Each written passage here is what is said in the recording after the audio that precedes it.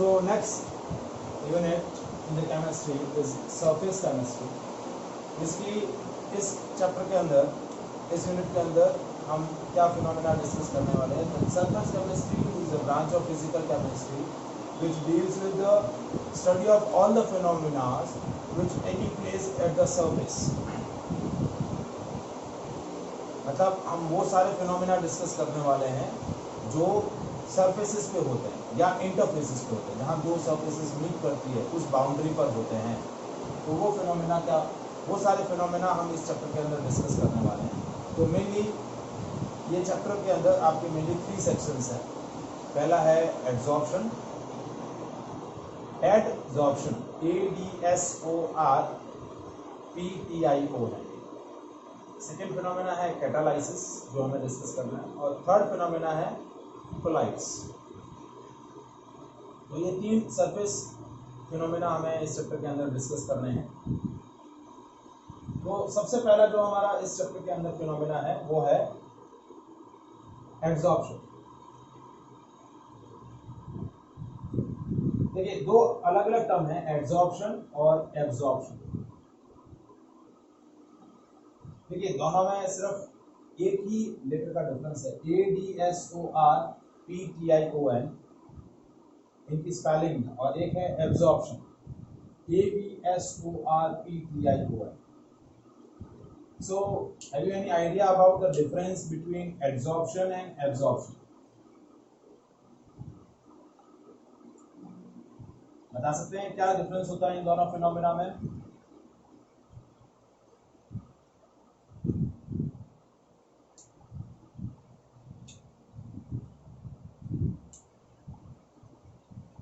मंदन, मान्या, आर्या,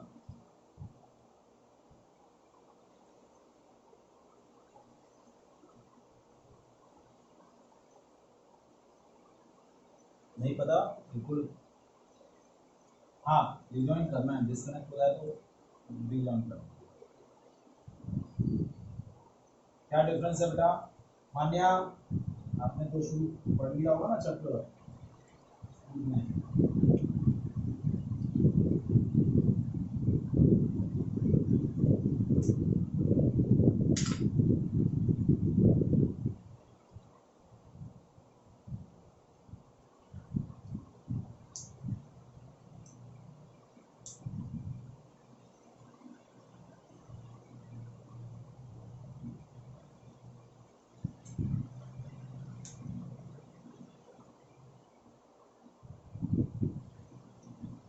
तो देखिए इन दोनों फिनोमेना में मेनली क्या डिफरेंस है, what is the difference between adsorption and absorption. तो देखिए एड्सॉर्प्शन क्या होता है, it is a phenomena in which molecule, पहले मैं एड्सॉर्प्शन डिस्कस कर रहा हूं. एड्सॉर्प्शन क्या है?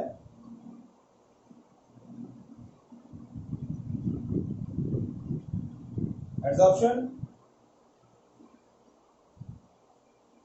it is a phenomena in which molecules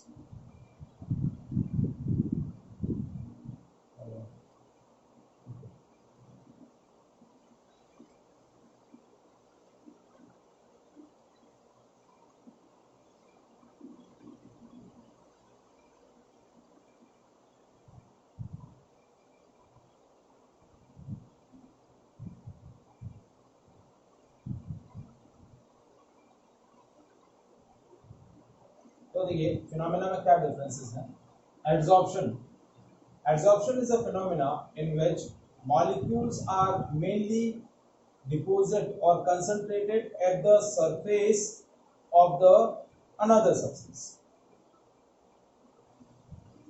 मतलब एड्सॉर्प्शन फिनोमेना में क्या होता है, जो एक पर्टिकुलर सब्सटेंस के मॉलिक्यूल जो है दूसरे सब्सटेंस के सरफेस पर क्या होते हैं, कलेक्ट हो जाते हैं. The molecules are mainly concentrated at the surface of another substance. तो वो फिनोमेना होता है एड्सॉर्प्शन. और एब्सॉर्प्शन में क्या होता है, it is a phenomena in which uniform distribution of molecules of one kind of substance throughout the bulk of the another substance।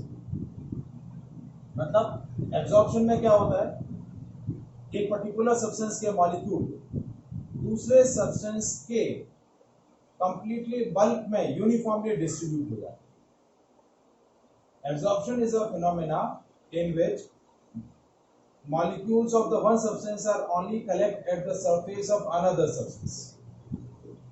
और absorption में क्या होता है, molecules of the one substance are collect throughout the bulk of the medium of another substance। दूसरे substance के पूरे bulk में uniformly distribute हो जाते हैं, तो वो phenomena क्या बोला जाता है, absorption। जैसे देखिए, इसको मैं एक सिंपली एग्जांपल से आपको एक्सप्लेन करता हूँ। जैसे you are taking a chalk, आपने एक चॉक लिया, ठीक है, और उस चॉक को आपने डाई या इंक में डिप किया, डिप करके बाहर निकाल दिया, तो क्या होगा, the ink molecule is only deposit at the upper surface of the chalk. Dip किया और बाहर निकाल दिया इमीडिएटली, तो इंक के मॉलिक्यूल्स क्या होंगे, डाई के मॉलिक्यूल्स क्या होंगे, सिर्फ अपर सरफेस पर ही डिपोजिट। तो वो फिनोमेना हुआ एब्जॉर्प्शन। और एब्जॉर्प्शन क्या हुआ कि आपने चॉक को कंप्लीटली इंक के अंदर डिप किया, तो कंप्लीटली डिप करने पर क्या होगा, इंक के molecule through out the medium, through out the bulk of the chalk के मीडियम में, चॉक के अंदर यूनिफॉर्मली डिस्ट्रीब्यूट हुआ, तो वो फिनोमेना क्या हुआ, एब्जॉर्प्शन। जैसे देखिए कि ये इस तरीके से मैंने चॉक लिया,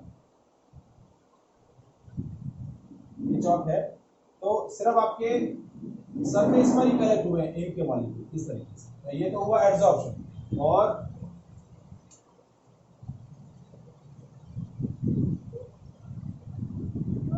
इस तरीके से कंप्लीटली पूरे बल्क ऑफ द मीडियम में यदि इंक मॉलिक्यूल कलेक्ट हो गए,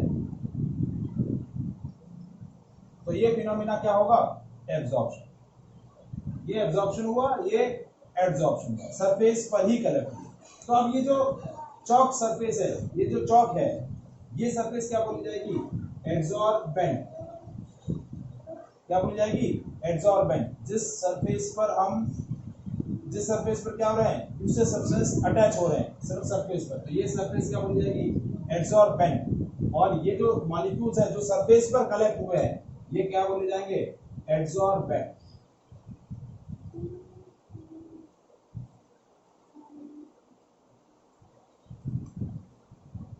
क्या बोले जाएंगे, adsorbent.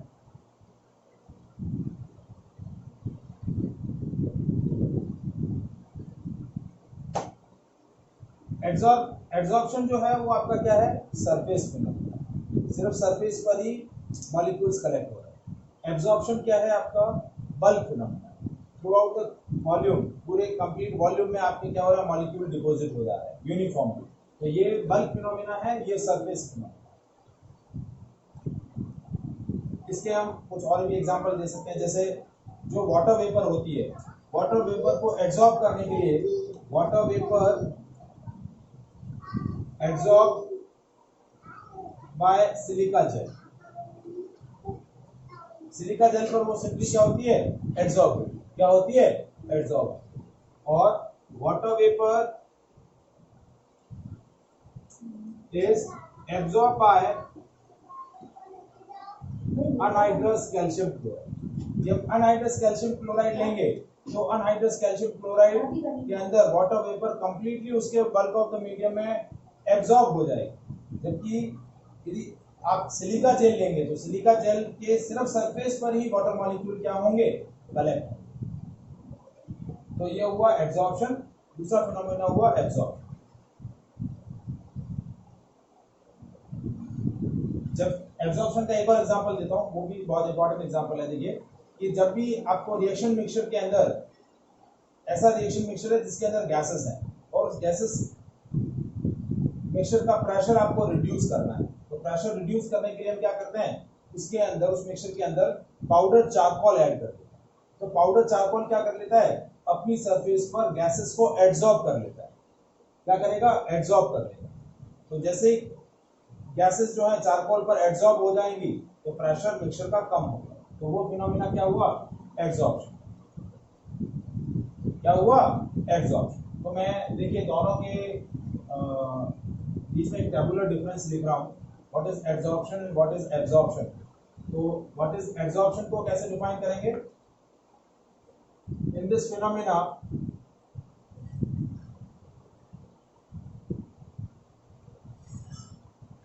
molecules are concentrated at surface of adsorbent, मतलब ये जो मॉलिक्यूल्स होंगे इन मॉलिक्यूल्स को हम क्या बोलेंगे, adsorbent. Adsorbent are concentrated at the surface of adsorbent, और एब्जॉर्प्शन में क्या हो रहा है, in this phenomena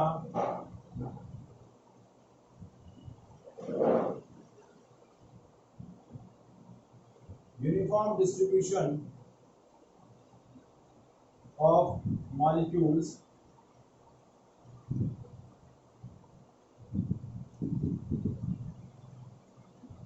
throughout the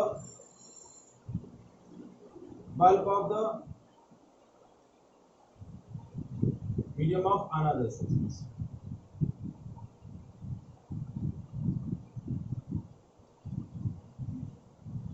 second point है, इट इज सरफेस फिनोमेना।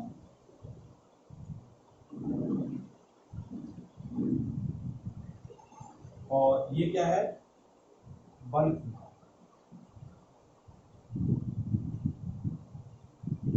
इसके एग्जांपल हम लिख सकते हैं, जैसे कि मैंने बोला कि water vapour absorb at surface of silica gel, और ink molecule absorb at the surface of chalk, और water vapour absorb into anhydrous CaC. So that is a major difference between two different phenomena, absorption and adsorption. ये surface phenomena, ये bulk phenomena. हमें इस chapter के अंदर absorption को detail से discuss करना है। क्या करना है, एब्जॉर्प्शन को। अब जब क्या होता है, एब्जॉर्प्शन और एब्जॉर्प्शन दोनों साथ साथ होते हैं। बहुत से ऐसे केसेस हैं जहां पर एब्जॉर्प्शन और एब्जॉर्प्शन दोनों साथ में साइमल्टेनियसली प्लेस होते हैं, तो वो फिनोमेना क्या बोला जाता है, सॉर्प्शन। SORPTION, क्या बोलते हैं, sorption. So in the certain cases, जैसे चौक वाला जो मैंने एग्जांपल दिया, उसमें एब्जॉर्प्शन और एब्जॉर्प्शन दोनों क्या होते हैं, साथ में प्लेस होते हैं। तो ये हुआ आपका सॉर्प्शन। अब देखिए एब्जॉर्प्शन और एब्जॉर्प्शन में हम एक और डिफरेंस यहां बता सकते हैं। एब्जॉर्प्शन क्या होता है, initially the rate of absorption is high, after the certain period rate of absorption decreases. मतलब ये अनइवन रेट से होगा, पहले ज्यादा रेट से होगा और फिर रेट कम हो जाएगी।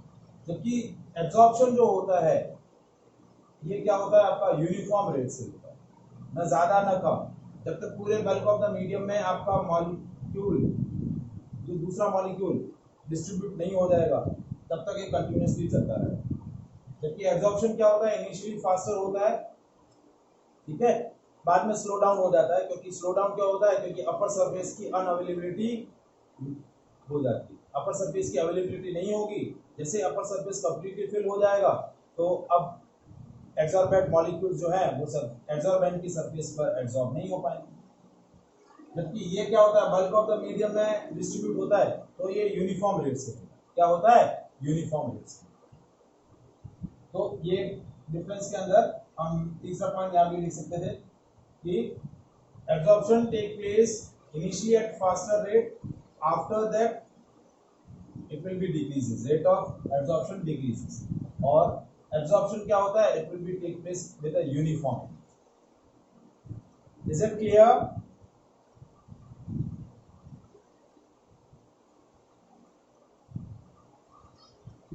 ठीक है। अब देखिए मैंने तीन टर्म डिस्कस करी, absorption, absorption and sorption. Sorption मतलब जब एब्जॉर्प्शन और एब्जॉर्प्शन दोनों साइमल्टेनियसली प्रोसीड हो रहे हैं सिस्टम में, तो वो हुआ सॉर्प्शन। अब चौथा टर्म है एब्जॉर्प्शन का जस्ट अपोजिट टर्म, कि जब किसी पर्टिकुलर सब्सटेंस या मॉलिक्यूल दूसरे सब्सटेंस की सरफेस से डिटैच हो रहे हैं, अटैच नहीं हो रहे, डिटैच हो रहे हैं, तो वो फिनोमेना क्या बोला जाएगा? डिसॉर्प्शन। क्या बोला जाएगा?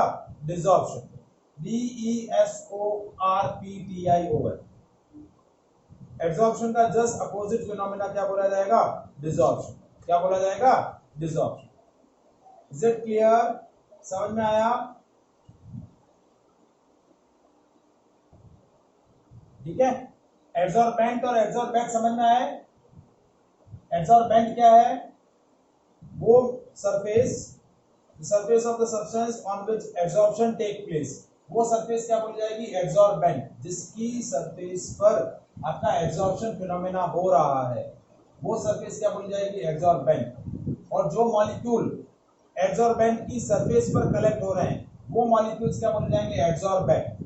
ADSORBATE, adsorbent. BATE, adsorbent.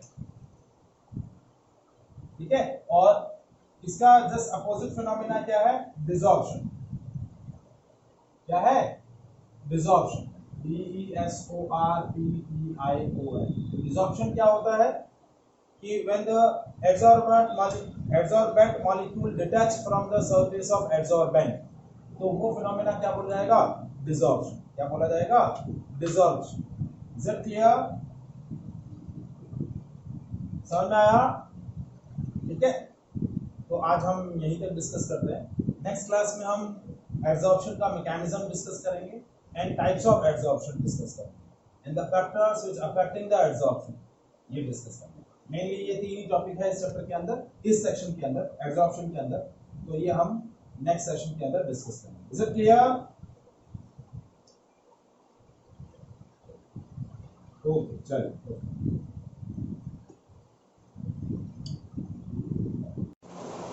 Desorption को हम कैसे डिफाइन कर रहे हैं? The process of removal of absorbed substance from surface of adsorbent। तो ये फिनोमेना क्या हो जाएगा? डिसॉर्प्शन। ये एब्जॉर्प्शन का क्या होता है? Opposite phenomena. Is it clear? Thank you.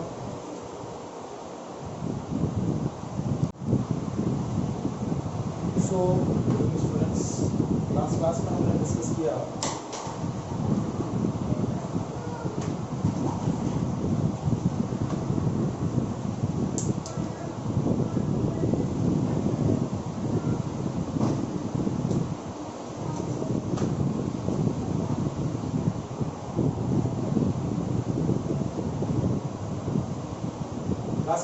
Mainly discuss किया था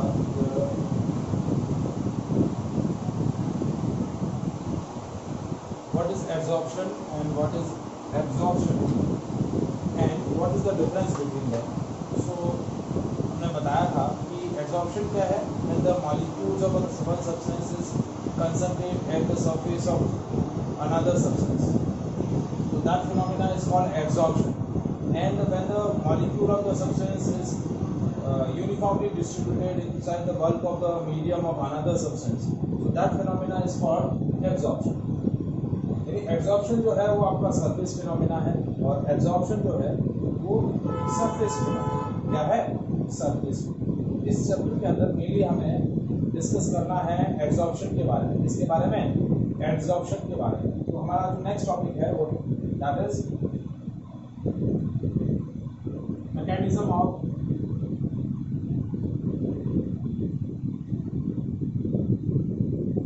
एब्जॉर्प्शन। जैसा कि हमने डिस्कस किया कि in the phenomena of absorption, molecules of a substance और molecules of absorbent is concentrate at the surface of absorbent. मतलब जहाँ पर एब्जॉर्प्शन हो रहा है वो सब्सटेंस क्या बोला जाता है? एब्जॉर्प्शन। और जो मॉलिक्यूल एब्जॉर्ब हो रहे हैं वो मॉलिक्यूल्स क्या बोले जाते हैं, एड्सॉर्बेंट। एड्सॉर्बेंट जो है वो एड्सॉर्बेंट सरफेस पर क्या हो रहे हैं, कंसंट्रेट हो रहे हैं। So what is the main mechanism, what is the reason behind the absorption, mechanism क्या है, एब्जॉर्प्शन क्या है। तो इसको समझने के लिए हमने, देखिए आपने शायद 11th के अंदर एक टॉपिक डिस्कस किया होगा, सरफेस टेंशन। लिक्विड की एक प्रॉपर्टी होती है सरफेस टेंशन, पता है आपको क्या होता है?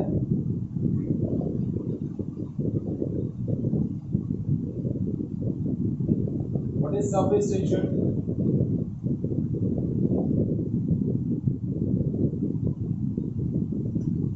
Any idea about the surface tension? Vandan, Manya? हाँ, सरफेस टेंशन क्या होता है?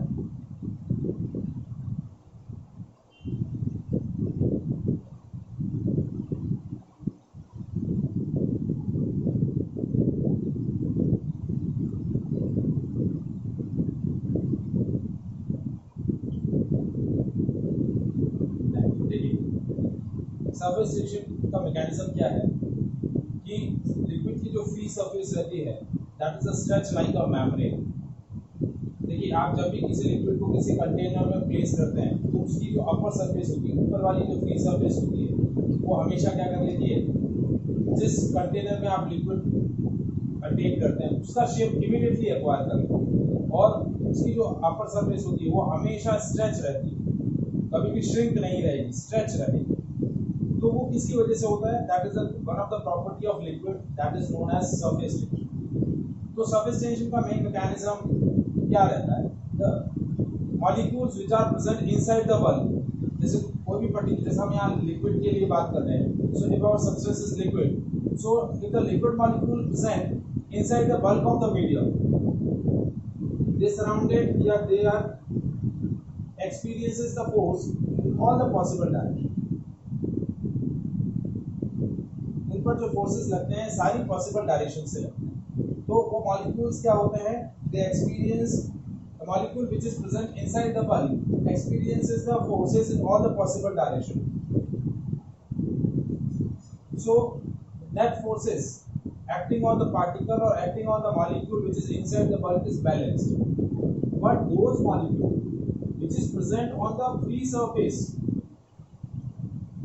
जो सबसे टॉप मोस्ट सरफेस होती है, जैसे लिक्विड हमने एक ओपन कंटेनर में लिया, तो ये जो लिक्विड मॉलिक्यूल्स जो हैं जो टॉप मोस्ट सरफेस पे हैं, लिक्विड की फ्री सरफेस पर है, these molecules only experiences the forces in a downward direction। ये जो लिक्विड मॉलिक्यूल्स लिक्विड की अपर सरफेस पर है, सबसे टॉप मोस्ट सरफेस पर है, ये मॉलिक्यूल सिर्फ डाउनवर्ड डायरेक्शन में क्या कर रहे हैं? फोर्सेस एक्सपीरियंस कर रहे हैं। So to maintain on the upper surface, topmost surface of the liquid, they have to perform some work against these unbalanced forces। उन्हें क्या करना पड़ेगा? एक ही सरफेस पर मेंटेन रहना है, तो इन अनबैलेंस्ड फोर्सेस के अगेंस्ट क्या करना पड़ेगा? वर्क करना पड़ेगा।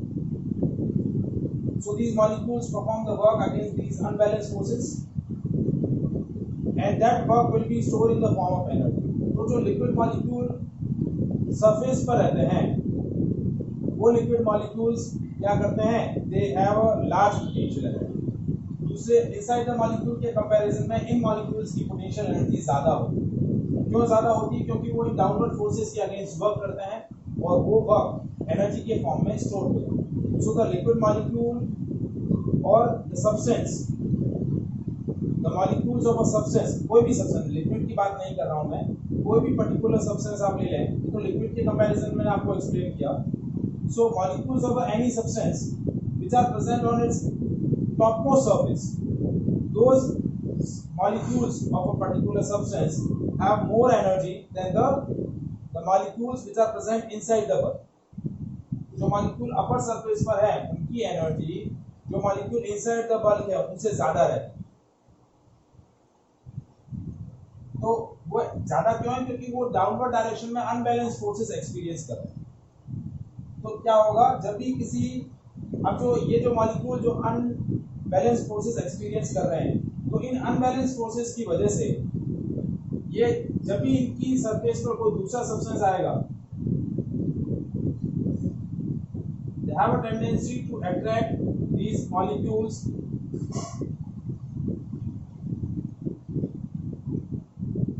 on its surface, and that phenomena is called adsorption. Adsorption क्या होता है? Molecule of one substance get concentrate at the surface of another substance. तो ये जैसे ये आपकी कॉन्टेक्ट सरफेस है, ये कुछ पर्टिकुलर सरफेस के अपर मोस्ट मॉलिक्यूल्स है जो कि अनबैलेंस फोर्सेस एक्सपीरियंस कर रहे हैं डाउनवर्ड डायरेक्शन में। तो इन अनबैलेंस फोर्सेस के अगेंस्ट जब वो वर्क करते हैं तो they have a more energy, they maintain a high potential energy comparative to the molecule which is present inside the bulb. तो इन अनबैलेंस फोर्सेस की वजह से ये क्या करते हैं, दूसरे सब्सटेंस के मॉलिक्यूल्स को अपनी तरफ क्या कर लेते हैं, इजीली अट्रैक्ट कर लेते हैं।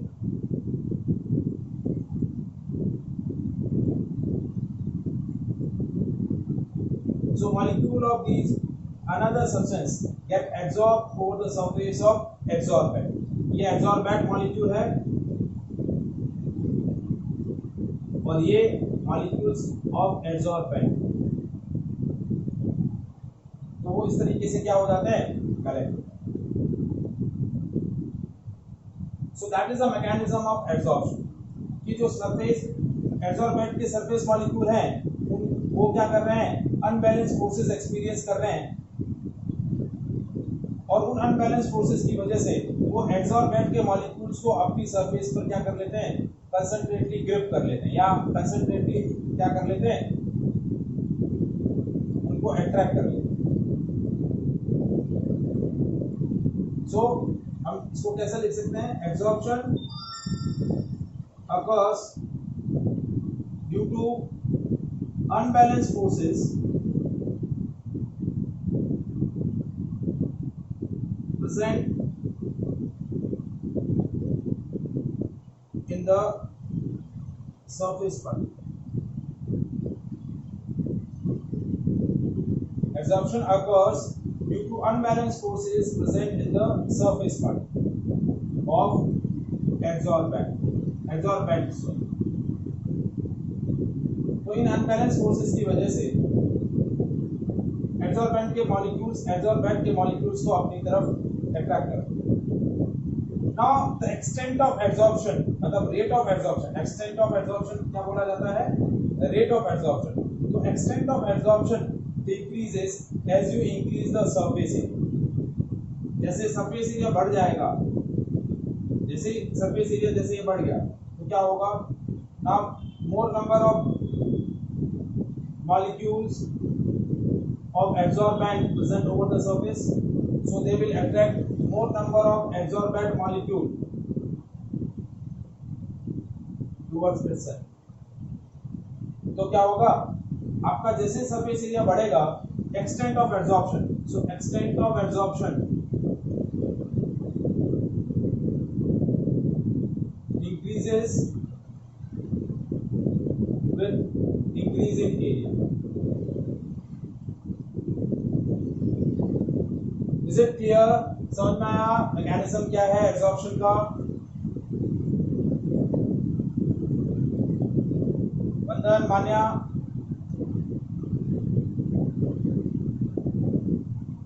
now we'll discuss one important topic related to the mechanism of absorption, that is thermodynamic feasibility of absorption. next topic हमारा क्या है कि थर्मोडायनामिक फिजिबिलिटी क्या है एब्जॉर्प्शन की मतलब।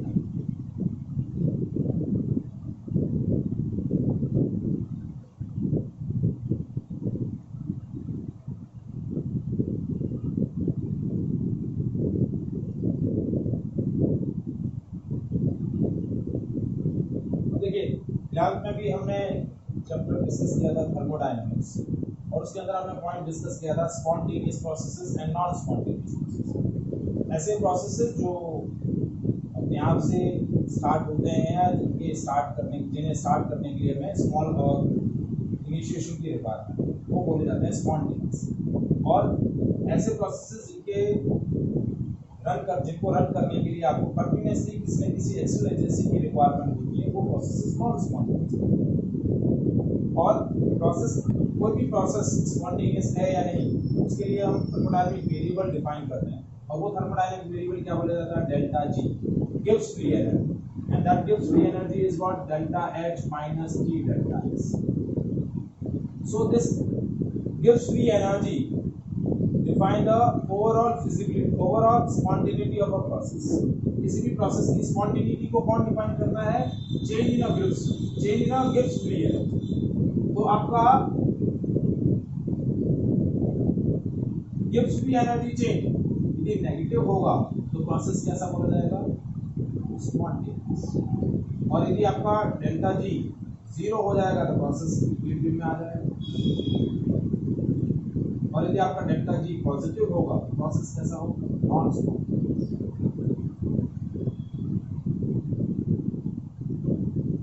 तो यहाँ हम जो टॉपिक डिस्कस करना चाह रहे हैं वो है थर्मोडायनेमिक फिजिबिलिटी ऑफ एब्जॉर्प्शन। कि एब्जॉर्प्शन मैकेनिज्म में थर्मोडायनेमिक एस्पेक्ट क्या रहता है वो हम डिस्कस करेंगे। देखिए, तो हमने क्या बोला कि absorption is a phenomena in which adsorbate molecules get collect or get concentrate at the surface of adsorbent। तो बेसिकली क्या हो रहा है? एडसॉर्बेंट के जो मॉलिक्यूल्स हैं उनकी रैंडमनेस क्या होती जा रही है? डिक्रीज होती जा रही है, क्योंकि एक टाइप के मॉलिक्यूल्स दूसरे टाइप के मॉलिक्यूल्स के सरफेस पर कलेक्ट हो रहे हैं।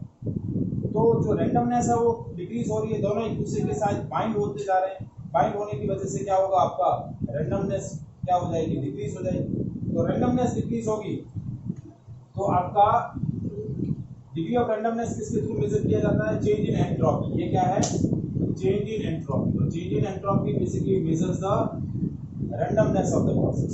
जितनी ज्यादा रैंडमनेस होगी आपका चेंज इन एंट्रोपी उतना ही पॉजिटिव होगा। रैंडमनेस कम होगी तो एंट्रोपी चेंज नेगेटिव होगा। तो देखिए यहाँ पर क्या हो रहा है? एडसॉर्बेंट के मॉलिक्यूल एडसॉर्बेंट की सरफेस पर कंसंट्रेटली कलेक्ट हो रहे हैं, तो दोनों के बीच में फोर्स ऑफ अट्रैक्शन लग रहा है, तो क्या हो जा रहा है? रैंडमनेस डिक्रीज होती जा रही है। तो डेल्टा एस क्या हो रहा है? नेगेटिव। डेल्टा एस क्या हो जा रहा है? नेगेटिव। तो ओवरऑल टी डेल्टा एस क्या होगा? टी डेल्टा एस पॉजिटिव हो जाएगा। क्या हो जाएगा? पॉजिटिव, क्योंकि ये नेगेटिव और ओवरऑल ये माइनस टी डेल्टा एस है, तो माइनस टी डेल्टा एस क्या हो जाएगा? पॉजिटिव। अब डेल्टा एस के बारे में क्या है? जब आपके एब्जॉर्बेंट के मॉलिक्यूल एब्जॉर्बेंट की सरफेस पर कलेक्ट हो रहे हैं, the system release the energy, means process is exothermic. Process कैसा है आपका? Exothermic process. Absorption phenomena is a exothermic process. कैसा प्रोसेस है? Exothermic process. Absorption is a exothermic process. So exothermic process के लिए डेल्टा एच क्या होता है? Negative.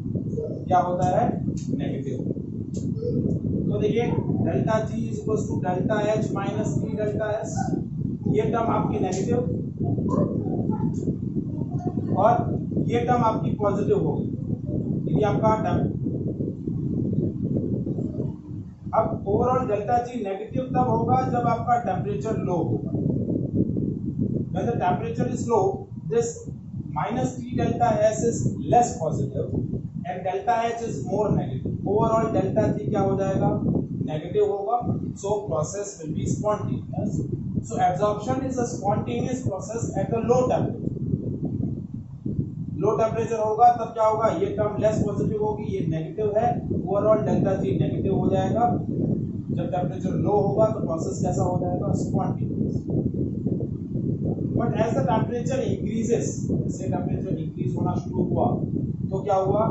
Minus T delta S becomes more positive, and one state will be reached when this negative delta H and this positive T delta S become equal and opposite. Delta G becomes 0, and the process attains the equilibrium. तो जैसा कि हमने absorption के लिए बोला था कि initially it proceed at a faster rate as the time passes, the rate of absorption decreases. तो मेन मैकेनिज्म इस वजह से आपका एब्जॉर्प्शन क्या हो जाता है? स्लो डाउन हो जाता है या इक्विलिब्रियम अटेन कर लेता है या ऐसा लगता है कि स्टॉप हो गया है, क्योंकि क्या होगा जब लो टेम्परेचर रहेगा तो ये टर्म आपकी पॉजिटिव है minus T delta S, delta H negative है, overall delta G low temperature पर नेगेटिव हो गया। प्रोसेस आपका स्पॉन्टेनियस बनेगा, तो प्रोसेस अपने आप से शुरू हो जाएगा। लेकिन जैसे जैसे प्रोसेस आगे बढ़ेगा वैसे वैसे टेम्परेचर बढ़ेगा, टेम्परेचर बढ़ने से आपका टी डेल्टा एस वाला टर्म अपनी पॉजिटिव वैल्यू बढ़ाएगा, पॉजिटिव वैल्यू बढ़ाएगा तो ओवरऑल पॉजिटिव वैल्यू जैसे ही नेगेटिव वैल्यू के इक्वल हो गई आपका डेल्टा जी जीरो हो जाएगा and the process attain the equilibrium. तो जैसे ही आपका प्रोसेस इक्विलिब्रियम अटेन कर लेगा आपका प्रोसेस क्या हो जाएगा, स्टॉप, एब्जॉर्प्शन आपका stop. So that is what thermodynamic feasibility of absorption. Is it clear?